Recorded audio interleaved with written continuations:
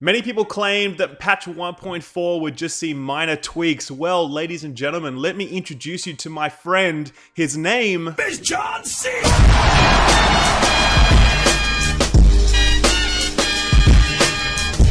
No, it's not. It's actually Drew, but that doesn't matter. From now on, he's John Cena. He's one of the lead game designers on The Division, and he has dropped massive bombshells on us today. Appearing on the State of the Game, he has unveiled some truly incredible game-changing news that I'm super excited to share with you guys. I'm going to be breaking it down into a few different videos, but this one is by far and away the most exciting, so stick around.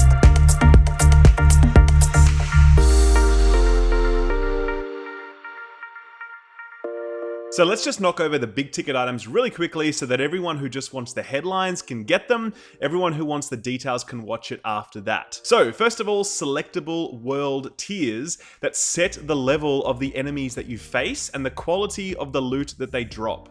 Secondly, new difficulty settings that determine how much loot you will get, with harder difficulty tiers dropping the same items but more of them. Number 3, a refreshed open world, seeing the return of named bosses like Bullet King, who you'll be able to farm over and over again. And finally, a revised loot system that gives you the loot that aligns to the intended time to kill for each tier of content. Now, I know there's a lot in that and it sounds a little bit complicated, so we're going to break it all down piece by piece so that you know why these changes have been made and what it means for you.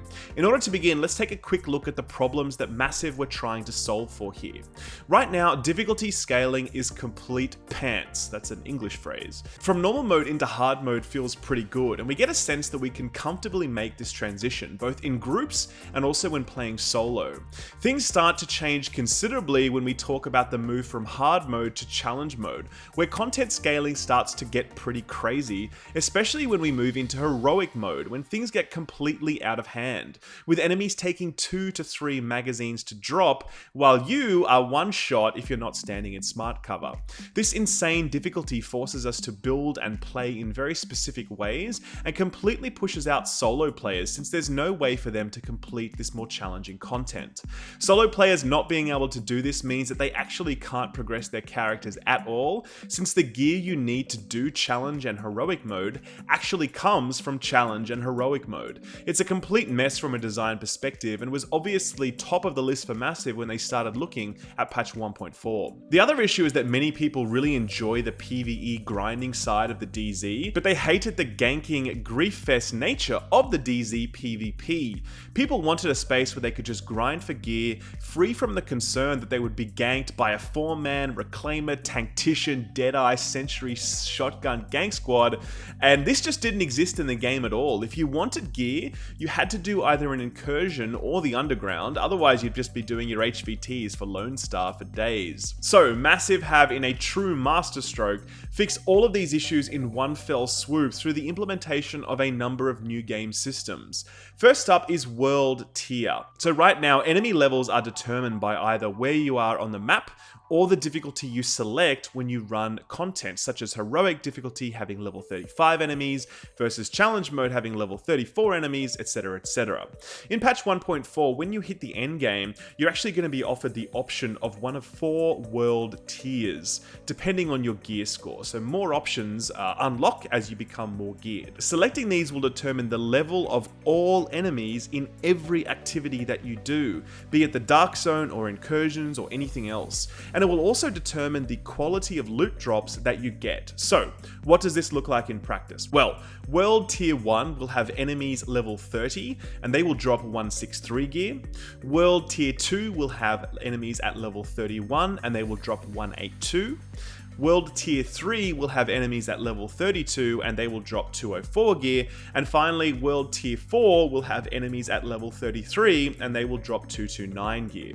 Now I know that I didn't actually mention level 34 or level 35 enemies, and that's because they are being deleted from the game entirely.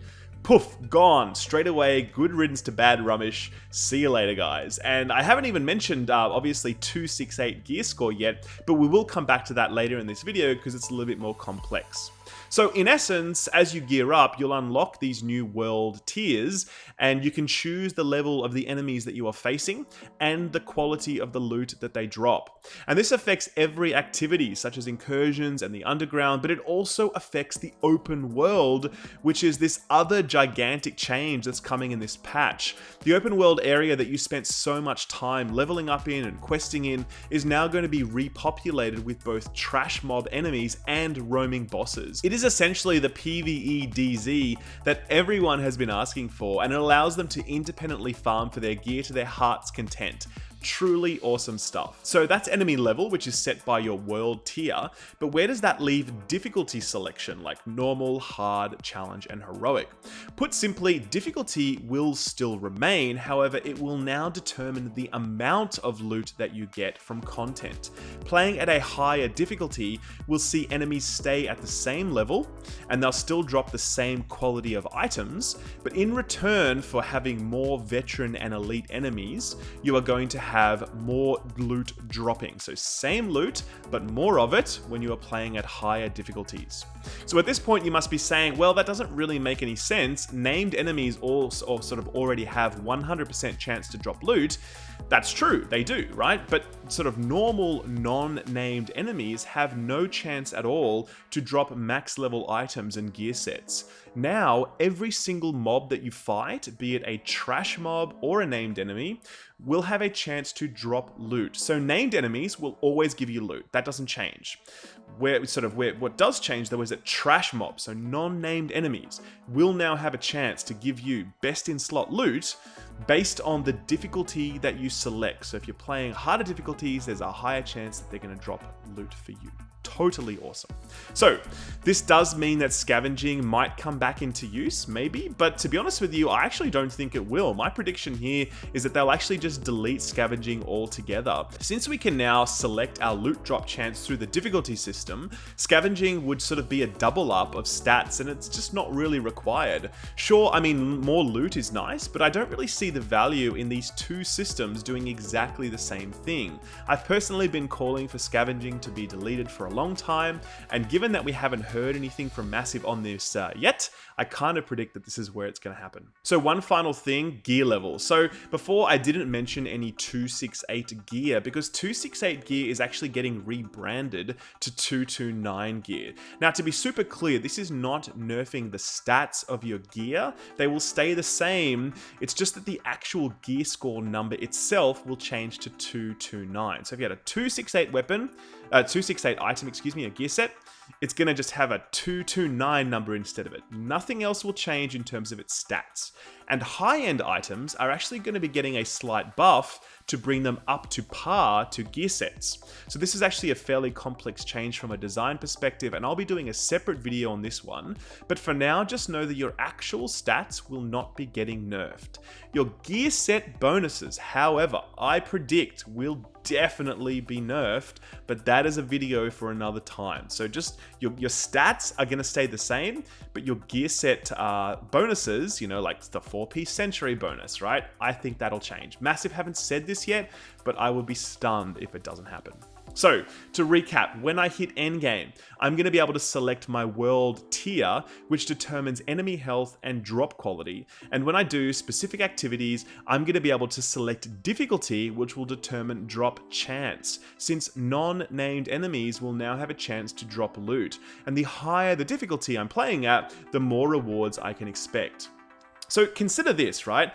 Everything that you do right now, all of the missions like General Assembly, for instance, or Amherst's apartment, all of these are now going to be able to be set to whatever level you choose, and they are going to have the chance to drop the highest gear score items. So if you want a 229 Caduceus or a Midas, that's what you're going to be able to get by setting to World Tier 4, which is the highest tier. That is going to convert those weapons into max gear score items, which is super exciting. So obviously this is a very big deal, but I want to be super clear on just how important this is for solo players. If you're a solo player and you are playing at Tier 4, which has level 33 enemies, and you play at either normal or hard mode, right, which is going to be very achievable for you to do, you are going to be getting 229 loot, which is essentially the best loot in the game. Solo players now have a path to power that they never had before, and you can do that in a variety of places, like the PvE open world or incursions or whatever. It's entirely up to you. And if you then want to team up with some friends, you can do challenge or heroic mode. You'll get the same loot, but you'll get more of it, so because you'll be grouped up with friends and you'll be doing it faster, etc, etc. So as a solo player, you can now get best in slot items where before you absolutely could not do that. You will get more items faster when you're running with a group, but you can still get them on your own if that's how you choose to play, which is just fantastic. So guys, I cannot put into words how pumped I am about this. I'm sure it's coming through in my voice. I hope it is, but I am very, very pumped. For so long, we have been waiting for the Division to become the game it deserves to be, and right now, it's happening before our eyes. And call me an optimist, whatever, sure, it hasn't happened yet, but it's on the way. I'm ready for it. I'm so excited. And the thing is, this is just one part of the changes that we can expect. There are many, many more changes on the way that I haven't even spoken about in this video, because I will be talking about them later. Now, of course, there's also a heap of stuff that Massive hasn't even talked about yet, like the future of gear and weapons and skills and named weapons and, so much more. If everything is delivered in the way that it's described, then this will mark an incredible turnaround for the Division. I'll be here with you every step of the way, guys, so if you like this video, then do drop it a like and subscribe for end-to-end coverage of the 1.4 hype train. For now, guys, thanks for watching, take good care, and I'll see you in the Dark Zone. Bye-bye.